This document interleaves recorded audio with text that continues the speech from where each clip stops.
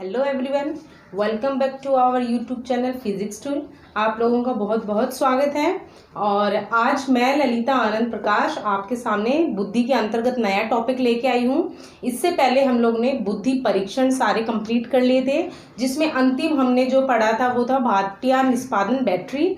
और आज जो हम शुरू करने जा रहे हैं वो बुद्धि के प्रकार हैं। इससे पहले हमने बुद्धि परीक्षणों का वर्गीकरण पढ़ा था और आज से हम लोग पढ़ेंगे बुद्धि का वर्गीकरण। ठीक है। अब विभिन्न वैज्ञानिकों ने गाइस अलग अलग बुद्धि के प्रकार बताए हैं और उनको उनके अनुसार ही नाम भी दिया है। तो सबसे पहले हम पढ़ेंगे थॉर्नडाइक के अनुसार बुद्धि का वर्गीकरण। आइए शुरू करते हैं टॉपिक। बुद्धि का प्रकार, ये पहला टॉपिक है, मैंने आपकी सुविधा के लिए लिख दिया है। आज हम पढ़ेंगे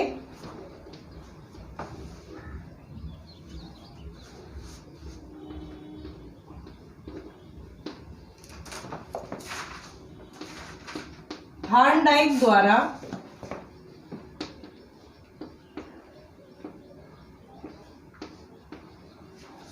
बुद्धि का वर्गीकरण।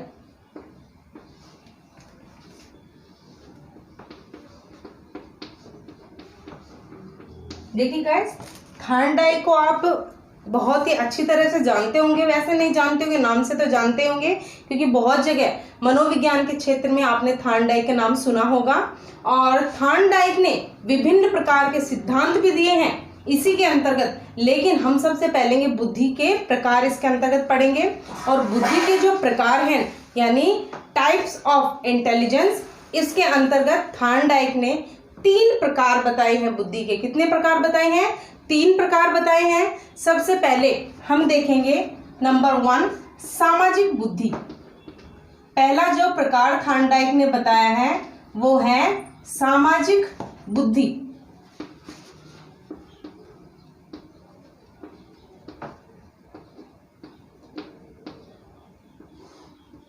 देखिए हम एक एक करके पढ़ेंगे। दूसरा एक बार प्रकार देख लेते हैं। दूसरा प्रकार इन्होंने बताया है मूर्त बुद्धि।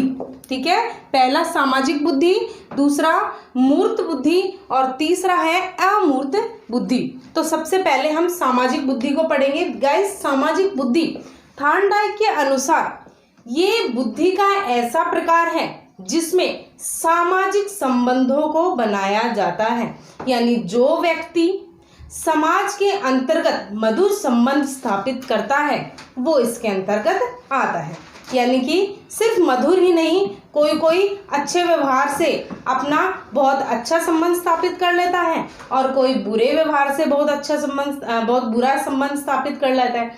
तो वो जो संबंध है और जो उसके व्यवहार के कारण, जो समाज जिस व्यवहार के कारण उस व्यक्ति को जानता है वो इसके अंतर्गत आ जाएगा। यानी हमने अच्छा काम किया होगा, कोई सहयोगी काम किया होगा तो वो हमारे लिए बहुत अच्छा व्यवहार सोच के बनेंगे, और अगर हमने बुरा काम किया होगा, गलत काम किया होगा तो उनका नजरिया हमारे लिए क्या हो जाएगा? गलत हो जाएगा। तो समाज के अंतर्गत जो हमारी छवि रहती है, यानी जिस छवि के द्वारा, जिस बुद्धि के द्वारा हम समाज में अपनी जगह बनाते हैं, वही होती है सामाजिक बुद्धि। आइए लिखते हैं इसको।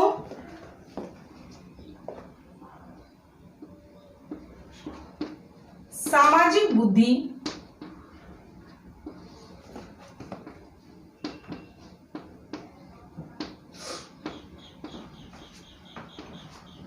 वह बुद्धि है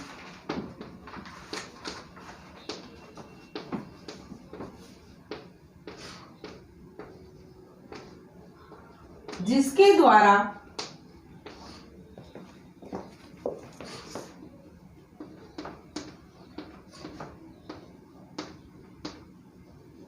समाज में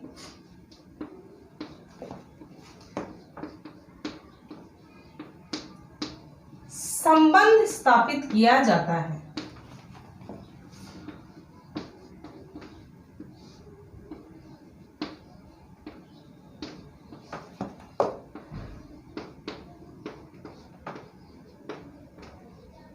देखिए कि सामाजिक बुद्धि वह बुद्धि है जिसके द्वारा समाज में संबंध स्थापित किया जाता है। यानी जिस व्यक्ति की सामाजिक बुद्धि होगी वो समाज में बहुत अच्छे संबंध बना के रखेगा, बहुत दूर दूर तक अपने अच्छे संबंध रखेगा, और यही संबंध उसके कभी कभी गलत समय में काम आते हैं और उसको बहुत उन्नति पर ले जाने के लिए भी सहायक होती हैं। अतः सामाजिक संबंध बनाने बहुत ही ज़रूरी है, क्योंकि हम जिस समाज में रहते हैं, जिस पर्यावरण में रहते हैं, उस पर्यावरण के अनुकूल होना हमें आवश्यक होता है। तो प्रत्येक व्यक्ति में इस प्रकार की बुद्धि नहीं पाई जाती, हर कोई व्यक्ति सामाजिक नहीं होता, और जो व्यक्ति सामाजिक होगा उसमें सामाजिक बुद्धि होती है। उसके बाद इन्होंने दूसरा जो प्रकार बताया है वो बताया है मूर्त बुद्धि।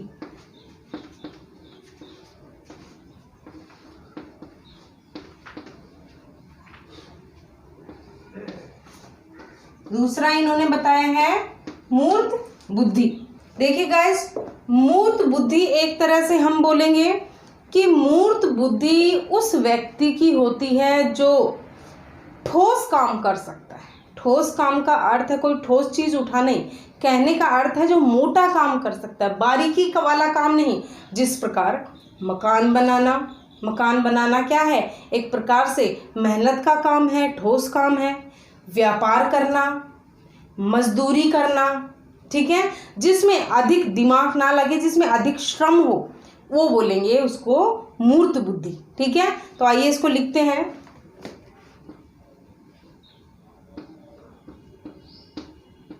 मूर्त बुद्धि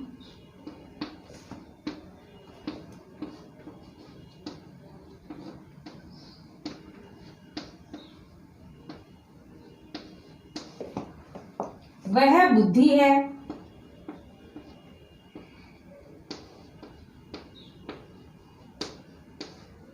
जिसके द्वारा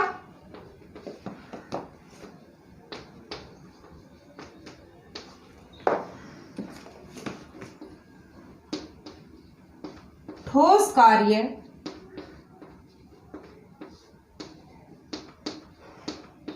किया जाता है। जैसे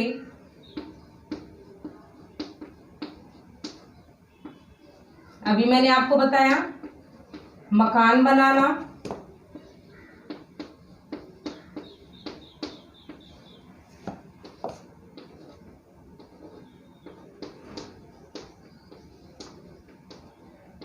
व्यापार,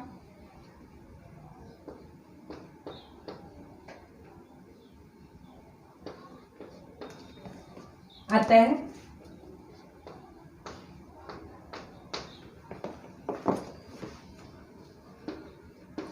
यह वह बुद्धि है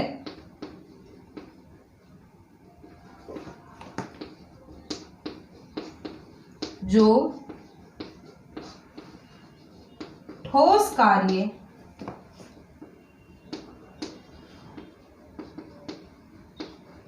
समझने में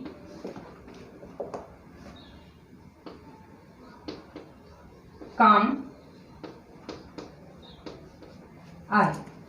देखिए, यह वह बुद्धि है जो ठोस कार्य जिसके द्वारा किया जाता है, जैसे मकान बनाना, व्यापार करना आदि, और यह बुद्धि ठोस कार्य समझने में काम आती है। यानी इसमें अधिक दिमाग लगाने की आवश्यकता नहीं है, इसमें मेहनत करने की आवश्यकता है। कुछ दिन अगर एक व्यक्ति, एक बोलेंगे कि एक आदमी है जो एवरेज एज का है, मीडियम एज का है, एडल्ट है, और उसका दिमाग पढ़ाई में इतना नहीं चलता, तो घर वाले क्या कहते हैं, देखो जिसका दिमाग अधिक चलता है उसको घर वाले भी फोर्स करते हैं कि पढ़ाई लिखाई करके, पढ़ लिख करके वो बड़ा पद प्राप्त करे, जिसमें मेहनत कम लगे, दिमाग अधिक लगे और पैसे अधिक आए। लेकिन जो व्यक्ति पढ़ाई में कम ध्यान देता है या उसकी पढ़ाई अधिक समझ में नहीं आती, जो पढ़ाई में कमजोर है, तो वो व्यक्ति इस बुद्धि की तरफ होते हैं। यानी उनकी जो बुद्धि होती है वो मूर्त बुद्धि होती है, और वो लोग संकेतों को और पढ़ाई को इनको नहीं समझ सकते, उनका दिमाग अधिक विकसित नहीं हो पाता, लेकिन वो ठोस चीज़ को जल्दी पकड़ लेते हैं। तो ये जो लोग होते हैं जिनमें मूर्त बुद्धि होती है वो बेसिकली मेहनत ज़्यादा करते हैं और अपने शरीर को, वे क्या करते हैं, अपने शरीर को ठोस कार्यों में अधिक लगाते हैं। जिस प्रकार ड्राइवरी करना, एक ड्राइवर जो होता है, ये बेसिकली जो ड्राइवर होते हैं, सब्जी वाले होते हैं, ठीक है, मकान बनाने वाले होते हैं, ठीक है, और ये लोग भी हमारे समाज में बहुत ज़रूरी हैं गाइस, क्योंकि इनके बिना भी हमारा समाज हमारा जो समाज है वो अधूरा रहता है। आपको पता है सभी अगर पढ़ लिख लेंगे तो व्यापार और आदि के काम कौन करेगा? जो व्यक्ति दिमाग से अधिक काम नहीं ले सकता या पढ़ाई में उसका दिमाग नहीं चलता तो एक दुकान खुल के बैठ जाता है, परचूने की दुकान कर लेता है, किसी भी और प्रकार का जो व्यापार है वो कर लेता है, तो वो लोग इसके अंतर्गत आएंगे। तीसरी जो इन्होंने बताई थी वो है अमूर्त बुद्धि।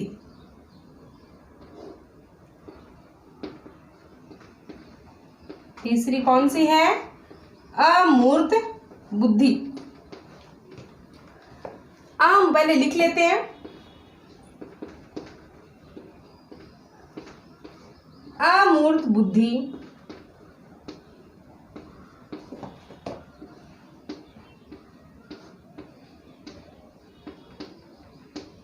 वह बुद्धि है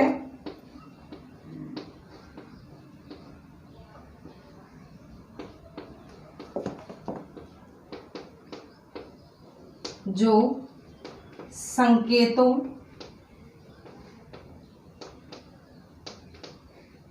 चिन्हों आदि को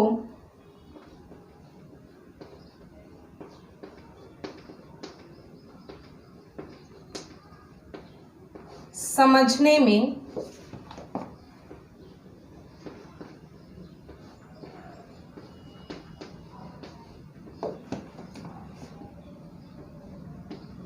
काम आती है।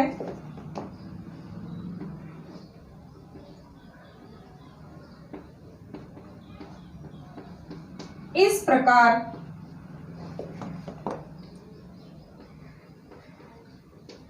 की बुद्धि के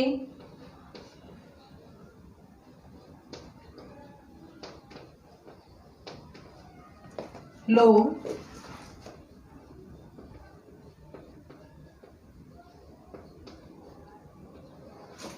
चित्रकार,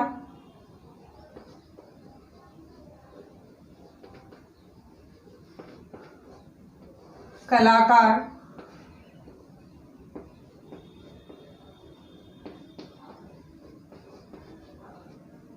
वैज्ञानिक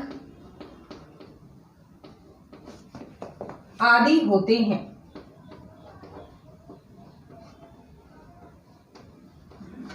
देखिए गाइस, ये जो अमूर्त बुद्धि है ये वह बुद्धि है जो संकेतों को, चिन्हों को समझने में काम आती है, यानी जो बारीकी होती है, जिस चीज में गहरी अर्थ व्यंजना होती है उस चीज को समझने में काम आती है। यानी कि बहुत ही दिमाग लगाने वाली बुद्धि है ये। और ये जो बुद्धि है ये उन लोगों में पाई जाती है जो हाई सोसाइटी के होते हैं। और जिस प्रकार चित्रकार हो गया, तो एक जो चित्रकार होता है उसकी जो भावना है, उसकी जो मस्तिष्क की जो तीव्रता है उस तक कोई भी पहुंच नहीं पाता। वो चित्र के माध्यम से पूरे समाज को दर्शा सकता है, यानी उसमें ऐसी कला होती है कि बिना कुछ लिखे केवल चित्र के द्वारा ही वो अपनी भावनाओं को लोगों को बता सकता है। तो ये संकेत होते हैं और उसकी जो चित्र की जो सीनरी है या उसका जो चित्र है वो वही लोग समझ सकते हैं जिनमें अमूर्त बुद्धि होती है। जो एक तरह से बोलेंगे मूर्त बुद्धि वाले लोग होंगे वो उस चित्र को नहीं समझ पाएंगे। एक बार मैंने आपको पहले भी उदाहरण दिया था कि एक पेंटिंग कंपटीशन हो रहा था, एग्जीबिशन हो रहा था, उसके अंतर्गत एक कमल का फूल बनाया एक चित्रकार ने, और वहाँ बहुत सारे लोग उस पेंटिंग को खरीदने के लिए आए और उस केवल एक कमल के फूल के जो पेंटिंग थी उसके 10,000 रुपये वहाँ पर बताए गए कि 10,000 रुपये में आपको ये पेंटिंग मिलेगी। तो अगर मेरे जैसे लोग होंगे जो एकदम मूर्त बुद्धि के होंगे तो वो क्या बोलेंगे, वो बोलेंगे कि ये एक छोटे से फूल की पेंटिंग के लिए मैं 10,000 क्यों दूं। लेकिन एक चित्रकार ही चित्रकार की भाषा समझ सकता है और वो उस चीज़ को समझ के उस पेंटिंग को खरीद लेगा। और मेरे जैसे क्या बोलेंगे, क्या बोलेंगे कि 10,000 रुपये केवल इस पेंटिंग के ऊपर खर्च करना गलत है। लेकिन जो व्यक्ति 10,000 रुपये खर्च करके वो पेंटिंग खरीद रहा है वो उस व्यक्ति की भावना समझ रहा है, उसकी गहराई में जाने की कोशिश कर रहा है। तो संकेतों के द्वारा जो हम समझ सकते हैं, जो वैज्ञानिक होते हैं वो अमूर्त बुद्धि के ही होते हैं, यानी वो एक चीज से अनेक चीज बनाने की सोचते हैं जो केवल संकेत और चिन्हों के द्वारा ही हो सकती है। तो आप इसका स्क्रीनशॉट ले लीजिए, उसके बाद हम दूसरे वैज्ञानिक के द्वारा बुद्धि का वर्गीकरण पढ़ेंगे। ले लीजिए स्क्रीनशॉट।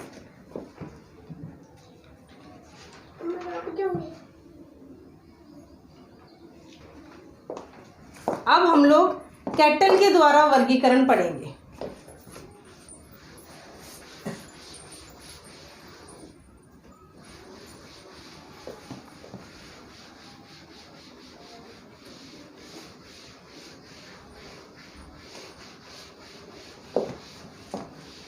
टॉपिक गाइस बहुत ही इजी है। अगर आप एक भी वीडियो देखते हैं तो मुझे नहीं लगता कि आपको इस वीडियो को दोबारा बार बार देखने की ज़रूरत पड़ेगी।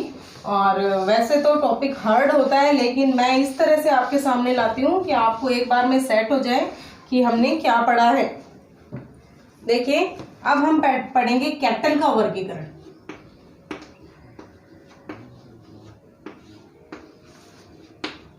कैटल का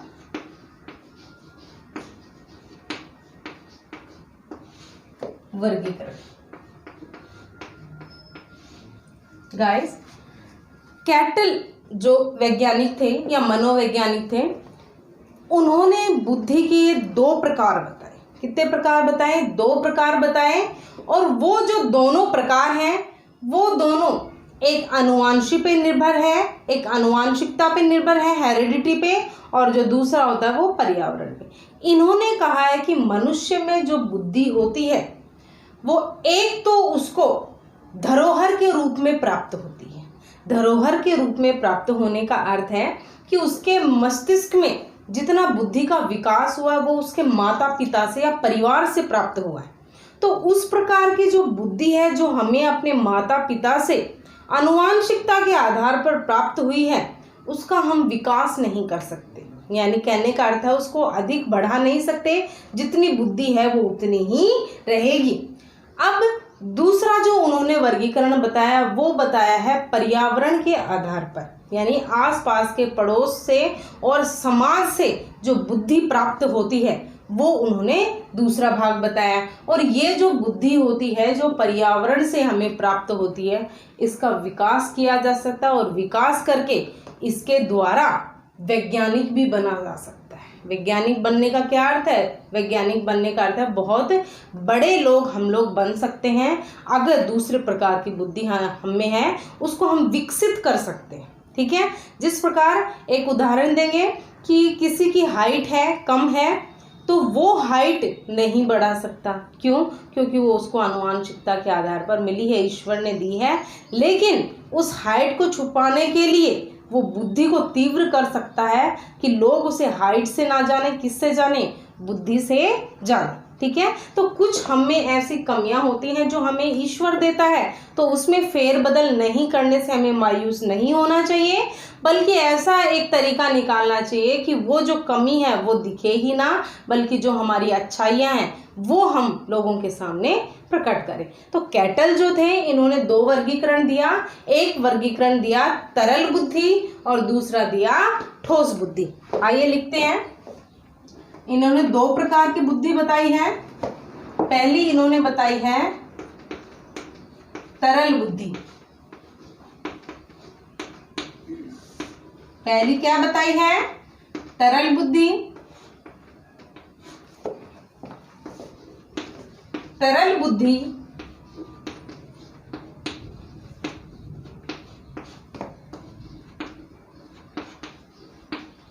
वह बुद्धि है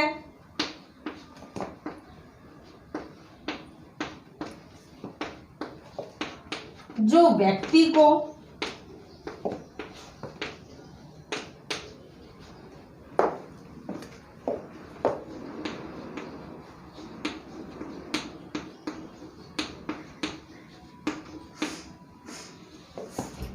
आनुवांशिकता से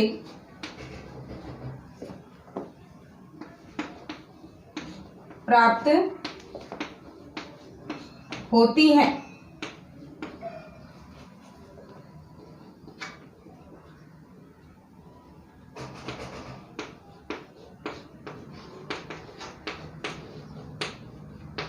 इस बुद्धि का विकास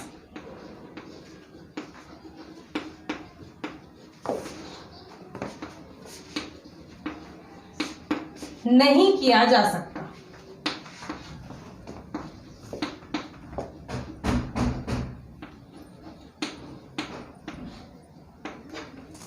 देखिए कि तरल बुद्धि ऐसी बुद्धि है जो व्यक्ति को आनुवंशिकता से प्राप्त होती है, यानी माता पिता और अपने परिवार से उसको धरोहर के रूप में मिलती है, जिसमें विकास की संभावना नहीं होती है कि जितनी बुद्धि उनके परिवार की रही होगी, उनके माता पिता की रही होगी, उतना ही बुद्धि का जो क्षमता है वो उस व्यक्ति की होगी, वो इसके अंतर्गत आ जाएगा। और इस बुद्धि में हम परिवर्तन नहीं कर सकते हैं क्योंकि ये आनुवांशिकता के आधार पर आई है, तो आनुवांशिकता के आधार पर हम इसमें फेरबदल नहीं कर सकते। जो दूसरा प्रकार है वो है ठोस बुद्धि।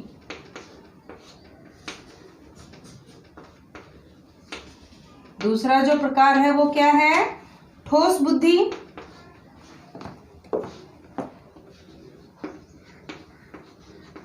यह वह बुद्धि है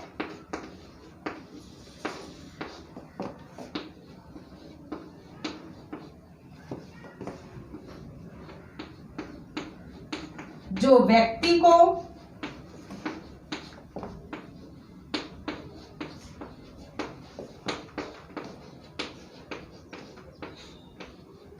पर्यावरण से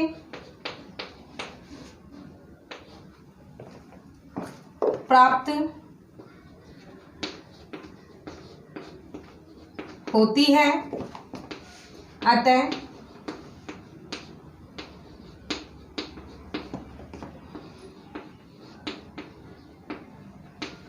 इस बुद्धि का विकास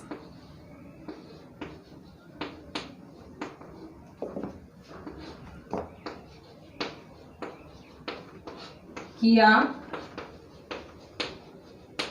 जा सकता है। देखिए, यह वह बुद्धि है जो व्यक्ति को पर्यावरण से प्राप्त होती है, अतः इस बुद्धि का विकास किया जा सकता है। यानी जो बुद्धि हमें समाज से, हमारे पर्यावरण से प्राप्त होती है, इसको हम विकसित कर सकते हैं और प्रत्येक क्षेत्र में उन्नति प्राप्त कर सकते हैं। गाइस, ये जो वैज्ञानिक होते हैं, डॉक्टर्स होते हैं, वो इसी प्रकार की बुद्धि के होते हैं कि कुछ तो उन्हें आनुवांशिकता से प्राप्त हो जाती है और कुछ वो अपने पर्यावरण से प्राप्त कर लेते हैं, जिससे उन्नति के शिखर पे पहुंच जाते हैं। इसको आप स्क्रीनशॉट ले लीजिए। उसके बाद हम तीसरे वैज्ञानिक द्वारा बुद्धि वर्गीकरण करेंगे। तीसरा वर्गीकरण हम पढ़ेंगे हेब द्वारा वर्गीकरण। जो वैज्ञानिक थे उनका नाम है हेब।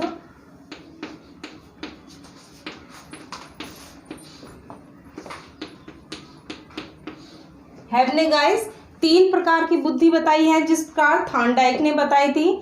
बुद्धि ए प्रकार की, दूसरी बुद्धि बी प्रकार की और तीसरी बुद्धि सी प्रकार की। और इसमें भी हम देखेंगे कि कुछ बुद्धि जो है वो आनुवांशिकता के आधार पर है, कुछ पर्यावरण के आधार पर, कुछ आनुवांशिक और पर्यावरण के अंतरक्रिया के आधार पर है। तो आइए पहले देखते हैं, लिखते हैं, फिर समझते हैं। पहली बुद्धि का प्रकार इन्होंने बताया है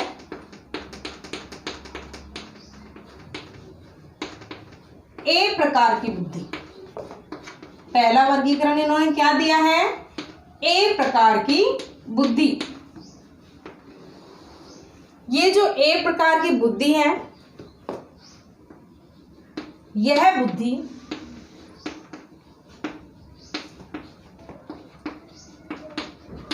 व्यक्ति को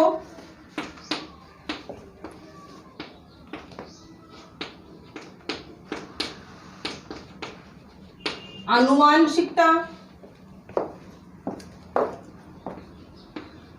से प्राप्त होती है। देखिए इन्होंने भी कैटल के द्वारा जो तरल बुद्धि है, कैटल ने तरल बुद्धि को क्या कहा है कि ये जो बुद्धि होती है आनुवांशिकता से प्राप्त होती है। तो हेब ने भी इसको ऐसे ही परिभाषित किया, बस नाम इसका चेंज है। इन्होंने ए प्रकार की बुद्धि बताई है, जो बुद्धि हमें आनुवांशिकता से प्राप्त होती है। अब दूसरा वर्गीकरण हम इसमें देखेंगे, तो उन्होंने दूसरी जो वर्गीकरण बनाया वो है बी प्रकार की बुद्धि।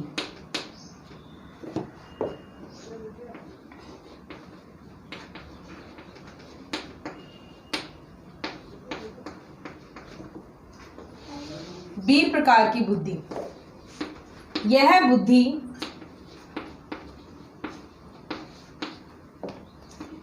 व्यक्ति को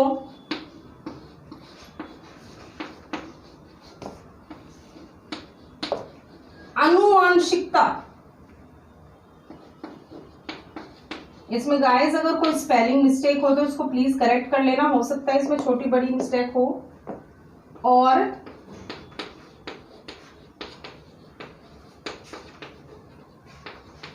पर्यावरण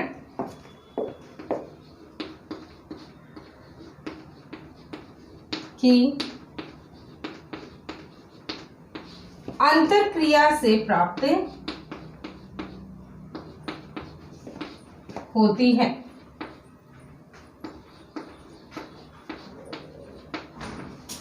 देखिए इन्होंने क्या कहा है कि जो बी प्रकार की बुद्धि है, जो कैटल महोदय थे उन्होंने बताया था बी प्रकार की बुद्धि केवल पर्यावरण से प्राप्त होती है, लेकिन हेब ने इसको थोड़ा सा चेंज किया है। हेब ने कहा है कि जो बी प्रकार की बुद्धि होती है वो कुछ तो आनुवांशिकता और कुछ पर्यावरण की अंतरक्रिया से प्राप्त होती है, यानी कोई ऐसी गतिविधि कि कुछ तो हमें प्राप्त है और कुछ हम उसमें बढ़ोतरी कर लें, तो उस प्रकार की जो बुद्धि होगी वो बी प्रकार की बुद्धि होगी। उसके बाद अंतिम वर्गीकरण, तीसरा वर्गीकरण, ये इन्होंने बताया है सी प्रकार की बुद्धि।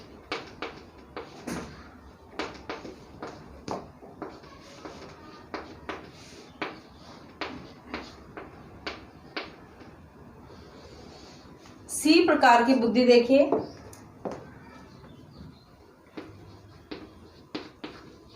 यह वह बुद्धि है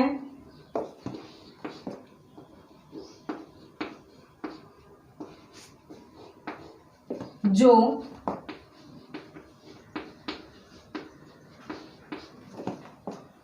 बुद्धि परीक्षण